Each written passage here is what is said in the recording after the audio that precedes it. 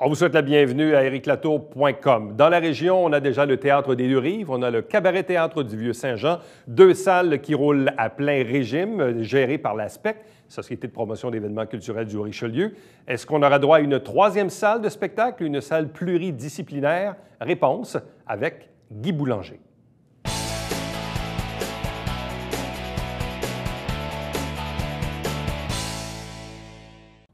Est-ce que la région de Saint-Jean-sur-Richelieu aura droit, au cours des prochaines années, à un troisième lieu de diffusion, une troisième salle de spectacle, mais multidisciplinaire, gérée par l'ASPEC, la Société de promotion d'événements culturels du Haut-Richelieu? L'histoire et l'avenir nous le dira, mais visiblement, il y a une étude de faisabilité qui est en marche. On en discute avec Guy Boulanger, qui est le directeur général de l'ASPEC. Bonsoir et bienvenue. Bonjour. Évidemment, les projets, ça nous tient jeunes, ça nous tient actifs. Oui. Des projets, évidemment, dans le passé, tu en as déjà piloté, notamment le Théâtre du Deux-Rives et même, on pourrait dire, la transformation du Cabaret-Théâtre du Vieux-Saint-Jean, qui était la centrale catholique, le centre culturel Fernand Charest. Mais ce projet de troisième salle, ça fait longtemps que tu l'as, évidemment, dans les cartons. Bien, en fait, le besoin, ça fait longtemps que ça a été identifié, en fait. Puis on n'appelle pas ça une troisième salle. C'est plus un centre pluridisciplinaire de diffusion. C'est parce que c'est vraiment un lieu qui va servir pour une salle de spectacle, effectivement, mais également pour des salles de répétition, des salles d'exposition et possiblement un petit bistrot, puis des locaux pour les organismes. C'est vraiment plus qu'une salle de spectacle. C'est un lieu complémentaire. Bon. Sur quoi peut-on se baser pour affirmer que le besoin est réel? Bien, je suis dans mon bureau et à chaque semaine, je reçois des coups de téléphone d'artistes, d'organismes qui voudraient utiliser l'une de nos salles et je suis pas en mesure de répondre à leurs besoins. L'ASPEC, on présente 150 spectacles par année. Il y a une centaine de spectacles en location pour les organismes du milieu. Il y a des conférences, des cocktails et tout ça. Bref, c'est autour de 500 activités dans lesquelles on est impliqué au cours de l'année, principalement entre la mi-septembre et à la fin juin. Donc, ça fait pas loin de presque 4, 5, 6 activités par semaine. Et comme tu prends le cabaret-théâtre et les jeux de show à toutes les semaines, ce qui fait en sorte que je ne suis pas en mesure d'accueillir une troupe de théâtre pour travailler pendant 2, 3, 4 semaines. Il faut absolument que ce soit un spectacle ou deux, puis ça s'arrête là. Donc, le besoin est vraiment là pour permettre aux organismes et aux artistes de développer leur public en présentant plus qu'une fois leur spectacle dans un équipement qui soit polyvalent. Aussi, dans la capacité des salles actuelles, le Deux-Rives est à 800 quelques places, Cabaret-Théâtre environ 400. Pour l'artiste qui n'a peut-être pas la capacité de remplir une salle de 800 ou de 400 places, actuellement, ici, dans la région, il n'y a pas vraiment de salle pour attirer 100, 150 ou 200 spectateurs. C'est ça. Puis l'équipement, en fait, c'est que le cabaret-théâtre, disons qu'il est plus petit, mais au niveau technique, c'est inadéquat à cause des coulisses, à cause des capacités de la scène. Le lieu qu'on a besoin, c'est un lieu vraiment polyvalent qui permet d'installer une scène de dimensions variées et de positionner dans différents lieux dans la salle, dans un coin, au milieu et tout ça.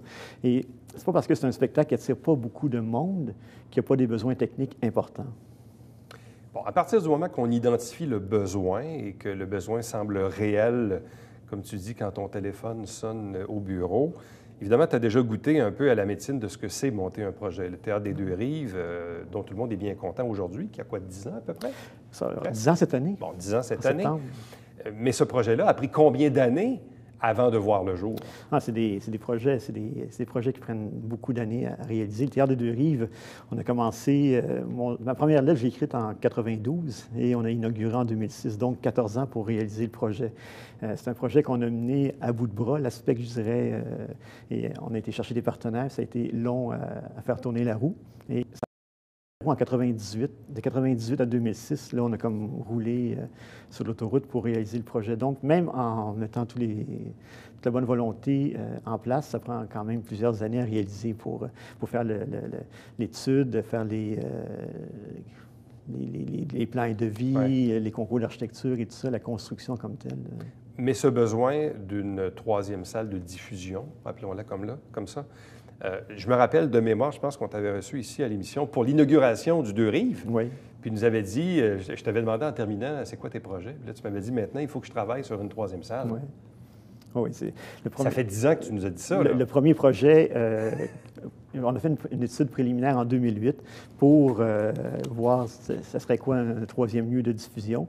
En 2008, quand j'ai présenté le projet à la municipalité, disons que j'ai reçu un accueil plutôt tiède après les rénovations du Théâtre des Deux-Rives et même au niveau du ministère de la Culture, Saint-Jean. Ils t'ont dit de ralentir un peu la cadence. Là, maintenant, on sent que les étoiles semblent vouloir s'enligner avec le programme d'infrastructure au niveau fédéral qui va avoir de l'argent pour des infrastructures de la sorte. Bon, là, étude de faisabilité, dont la Ville de Saint-Jean-sur-Richelieu est partenaire? Oui, en fait, j'ai appris l'aspect qu'on a appris du premier projet. Donc, c'est certain que là, on veut le faire dès le départ en partenariat avec la municipalité.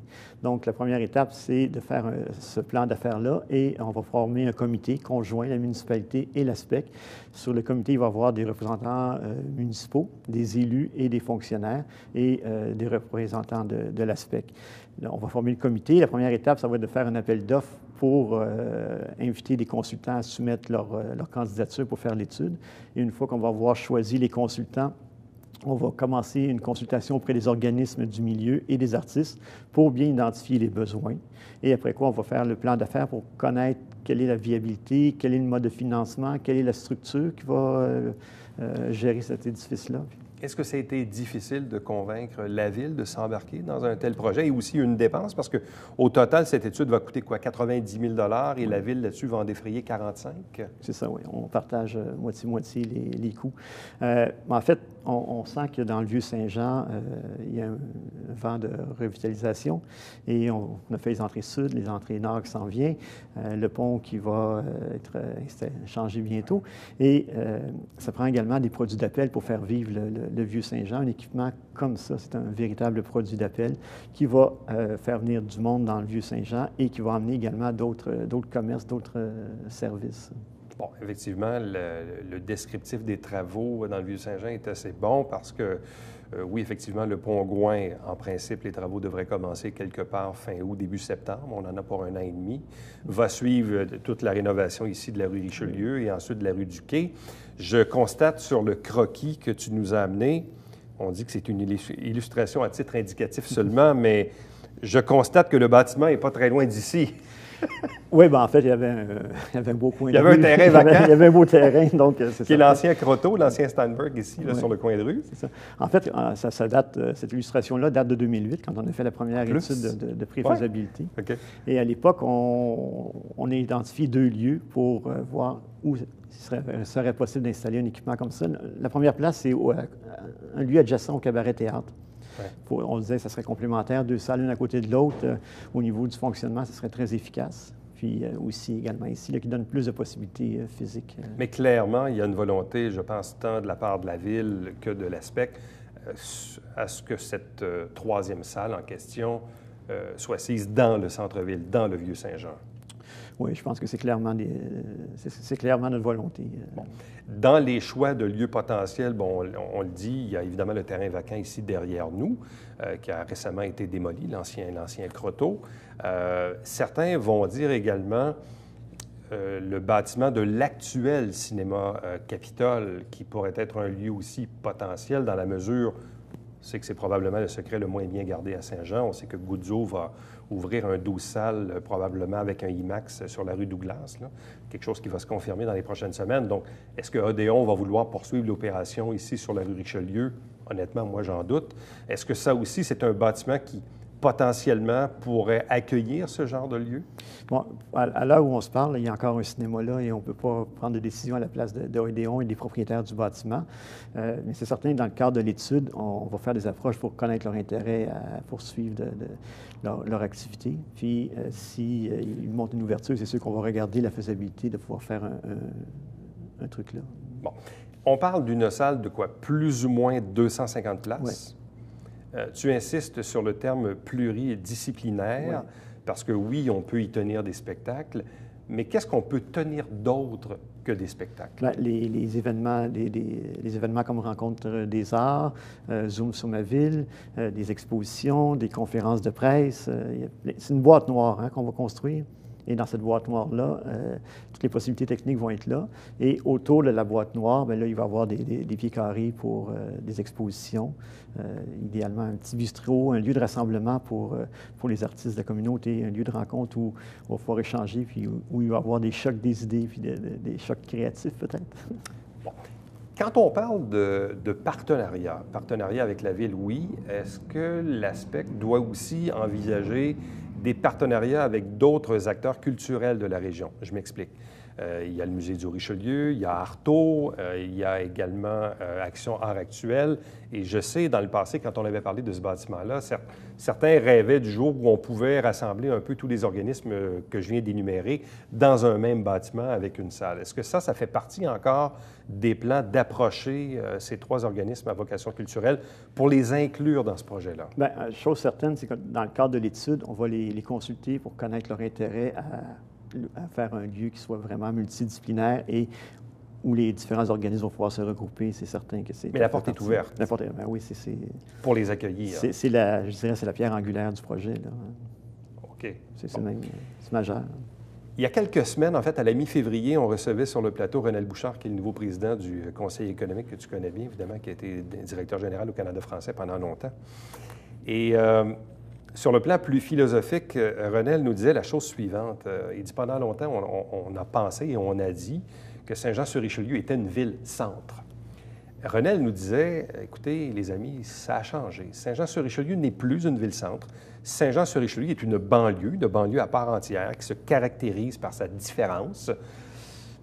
Mais tout ça, dans le fond, en parlant de cette vision économique, de dire, bien, un citoyen de Brossard peut venir consommer un service, un spectacle ou un bien à Saint-Jean et vice-versa. Donc, une espèce d'échange commerciaux, si on veut. Au même titre, et l'exemple qu'il nous donnait, c'est de dire, je ne sais pas, moi, si moi, je veux voir absolument Isabelle Boulay et que ce printemps, elle est en spectacle à Boucherville, bien, même si j'habite à Saint-Jean, je vais me déplacer puis je vais aller à Boucherville.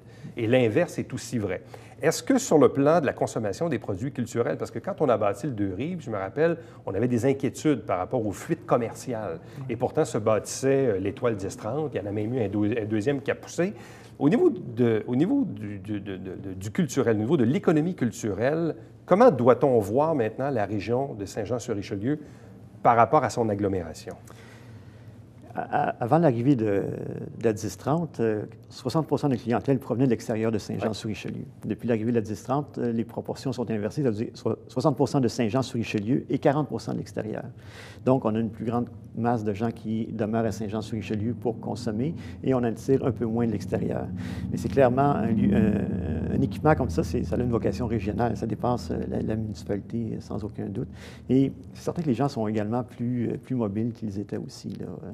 Partir de Chambly pour venir ici, c'est pas vraiment un problème. Donc, la mobilité des spectateurs fait en sorte qu'on doit aussi se positionner dans cette grande rive sud que nous avons, parce que on le sait, les gens sont un peu plus allergiques à traverser les ponts pour aller au Saint-Denis. C'est ce qui milite en notre faveur, disons. Oui, ça, beaucoup. Ce qui est probablement ce qui a milité en faveur aussi des autres salles de diffusion qui ont poussé sur la rive sud. Oui, autour de Montréal. Autour de Montréal, que ce soit sur la rive nord ou sur la rive sud, il y a un parc de salles de spectacle assez impressionnant. Depuis 10 ans, il y a beaucoup de salles qui sont rénovées et les gens sont très bien desservis. Sur le plan démographique aussi, on le sait, la Montérégie continue de croître. On voit encore des développements domiciliaires qui poussent soit à Saint-Jean ou à proximité de Saint-Jean-sur-Richelieu. Donc, la donne démographique vient un peu appuyer aussi les besoins futurs. Oui. Puis aussi, ce qui manque, je trouve, à Saint-Jean-sur-Richelieu présentement, c'est vraiment un lieu pour que les artistes puissent avoir des équipements pour travailler leur création. On n'est pas capable de leur donner les moyens pour créer vraiment, puis on n'a pas de synergie non plus, en tout cas, que je considère, entre les artistes des différentes disciplines. En clair, je n'ai pas d'artistes de danse qui peuvent venir s'installer à Saint-Jean-sur-Richelieu. On n'a pas leur d'équipement à leur offrir.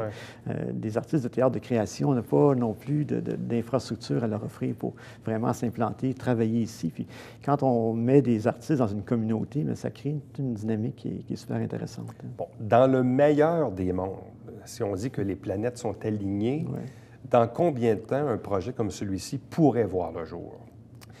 C'est des projets. Aujourd'hui, ce qu'on a fait, l'annonce qu'on fait aujourd'hui, c'est le premier pas d'un très long cheminement que l'on pense à faire l'étude que l'on fait présentement, ensuite rechercher le financement, concours d'architecture, du plan et de vie, construction. Dans le meilleur des mondes, s'il n'y a aucune embûche, ça va prendre 5 ans à se faire. Ça peut prendre facilement 10 ans. Ça peut prendre entre 5 et 10 ans. 5 et 10 ans, oui. Mais si la volonté est au rendez-vous et que surtout le financement est au rendez-vous, une fois que les fils sont attachés, ça peut aller quand même assez vite. Ça peut aller assez vite, oui, c'est sûr. Il y a des étapes qui peuvent être sautées, mais disons que c'est quand même des projets à long terme. Bon. En même temps, ça reste une infrastructure qui est aussi un leg, parce que cette infra-là va servir pour plusieurs décennies. Pour 30, 40, 50 ans. Exact. Donc, ça aussi, il faut le voir dans cette optique-là. Absolument. Bon. Quel est l'historique de l'ASPEC? Parce que l'ASPEC existe depuis quoi, 27 ans à peu près? Oui, ça fait 26, 27 ans. Tu étais là au début? Oui, oui. Et d'ailleurs, j'en fais mention, mais il n'y a pas si longtemps, je pense que c'est le 25 février, Gilles Lévesque, dans le Canada français, te rendait hommage par le biais d'un éditorial. Et j'aimais beaucoup la conclusion de Gilles qui dit « Lorsque vous le verrez, en parlant de Guy Boulanger, il dit « Vous pourrez à votre tour lui témoigner de votre satisfaction pour tous ces spectacles présentés dans des salles qui n'ont rien à envier à celles des principales régions du Québec. Il rougira, c'est certain, mais il appréciera sans doute vos remerciements. Cet homme travaille dans l'ombre depuis trop longtemps. » Est-ce que tu trouves que tu travailles dans l'ombre depuis trop longtemps? Moi, je dis toujours que je fais un merveilleux métier. Je suis entouré de gens heureux. Les artistes qui viennent présenter leur spectacle, c'est parce qu'ils sont heureux de rencontrer leur public. Le public qui est là, c'est parce qu'il vient se détendre, il vient avoir du plaisir. C'est un milieu extrêmement valorisant, puis enrichissant, puis stimulant. Je ne suis pas dans l'ombre du tout.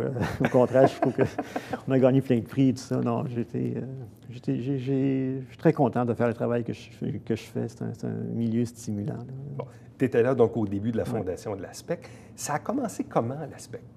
Mais en fait, c'est le milieu qui s'est pris en main.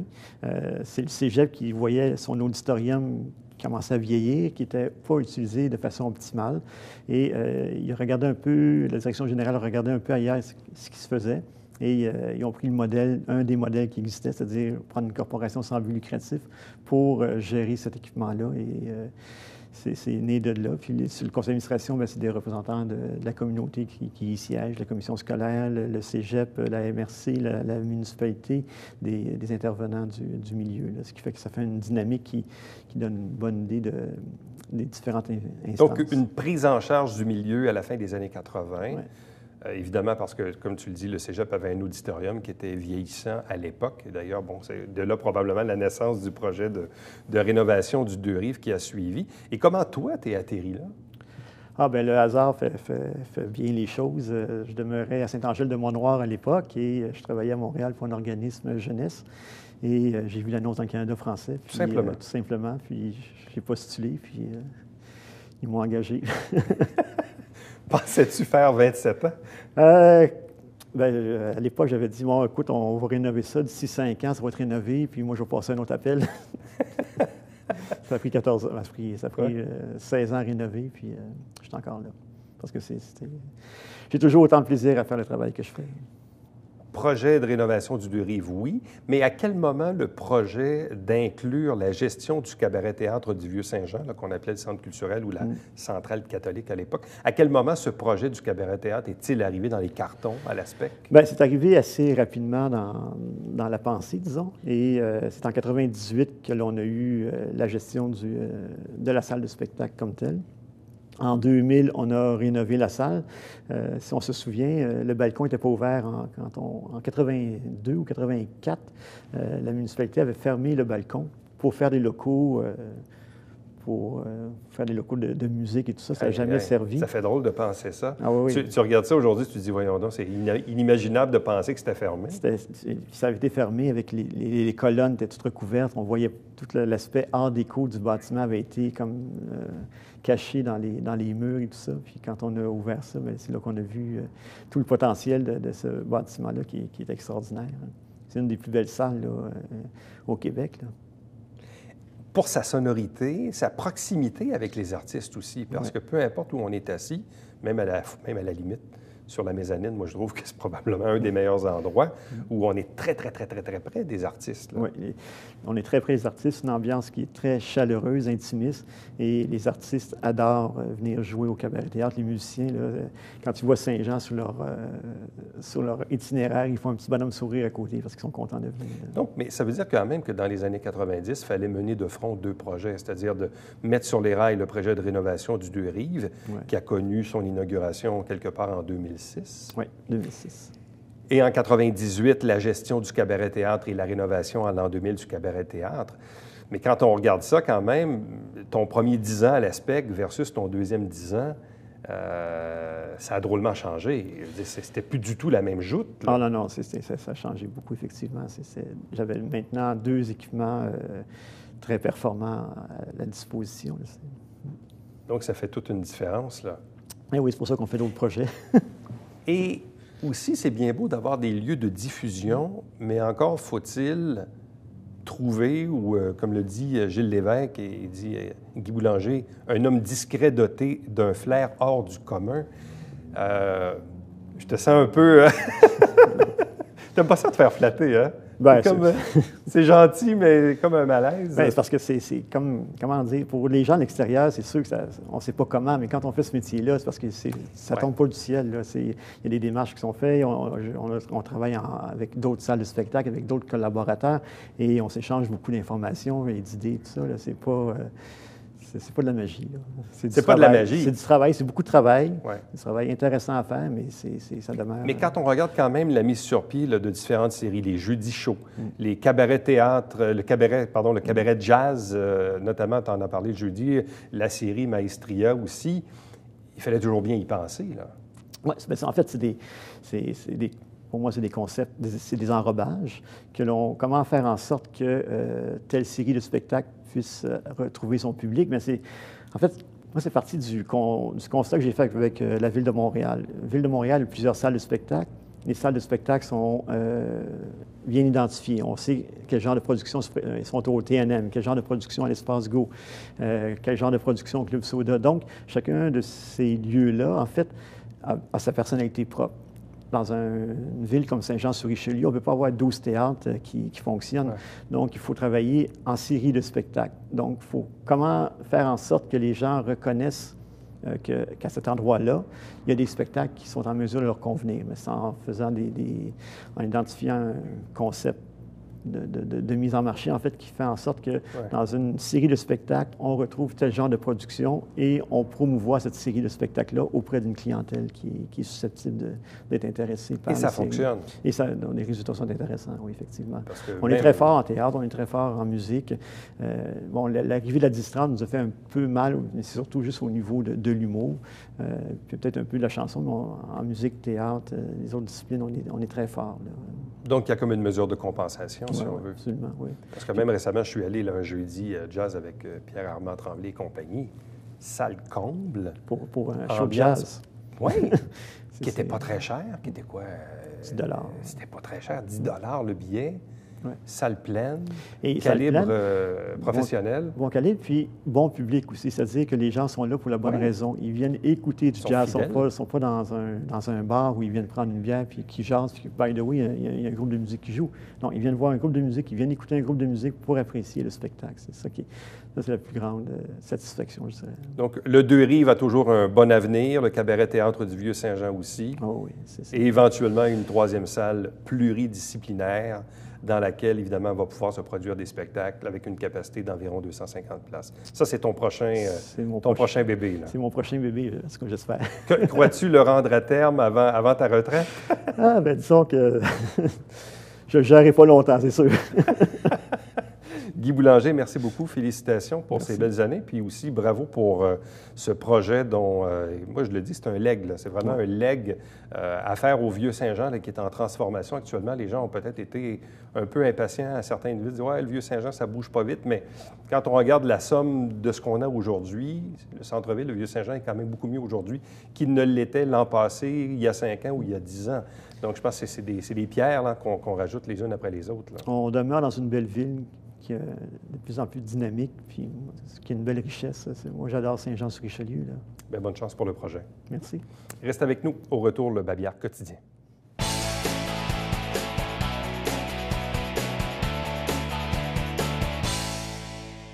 Salut, ici Alexandre Baudouin. Et François Trépanier. François, cette semaine à Sport Express, entre autres, on parle des géants. Oui, avec Kevin Dupré, joueur offensif par excellence et futur carabin. Toi, on parle de course à pied. Avec Annie Ferland, la course des 3 pas, mais en fin d'émission, on parle de Trevor Bayne. Ouais, manquez pas ça.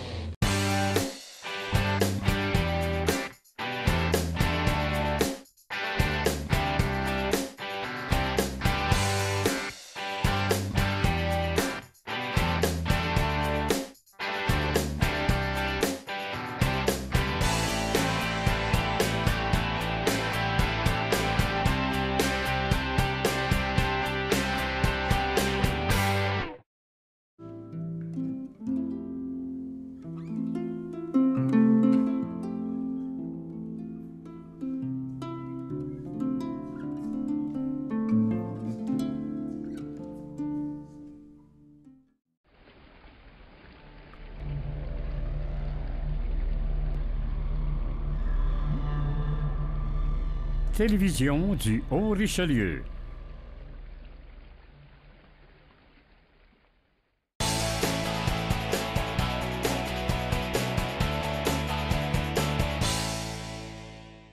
Les propriétaires de voitures électriques seront heureux d'apprendre qu'il y a désormais une nouvelle borne de recharge rapide située dans le stationnement du Rona, Ferronnerie Houle, sur la rue Conrad-Gosselin, dans le secteur Iberville.